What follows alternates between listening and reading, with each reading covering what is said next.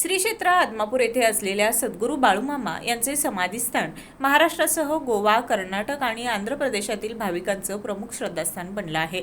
दररोज हजारो भाविक दर्शनासाठी येथे येत असून देवस्थान समितीच्या वतीनं भाविकांसाठी मोफत महाप्रसादाची व्यवस्था करण्यात आली आहे. देवस्थानच्या अन्नछत्रात दर रविवारी सकाळी आणि संध्याकाळी मिळून सुमारे 10 ते 20 हजार भाविक महाप्रसादाचा लाभ घेतात.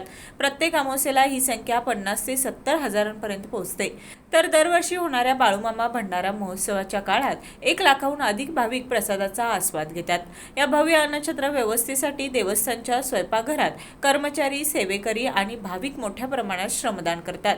भात, आमटी आणि भाजी यांसारखे अन्नपदार्थ आधुनिक यंत्रसामुग्रीच्या सहाय्यानं तयार केले जातात. पश्चिम आशियातील इंधन तुटवड्याचा परिणाम अनेक अन्नछत्रांवर होत असताना आदमापूर देवस्थानवर मात्र त्याचा परिणाम झालेला नाही. देवस्थानात अत्याधुनिक स्टीमर प्रणालीचा वापर केला जात असून भक्तांकडून अर्पण करण्यात येणाऱ्या नारळाच्या तूस आणि करवंट्यांचा इंधन म्हणून उपयोग केला जातो. या स्टीमरमुळे अवघ्या 10 मिनिटात 1 पोते तांदळाचा भात शिजवता येतो. त्यामुळे हजारो भाविकांसाठी महाप्रसादाची व्यवस्था सुरळीत सुरू आहे. मुरगुडहून सर्जेराव भाट.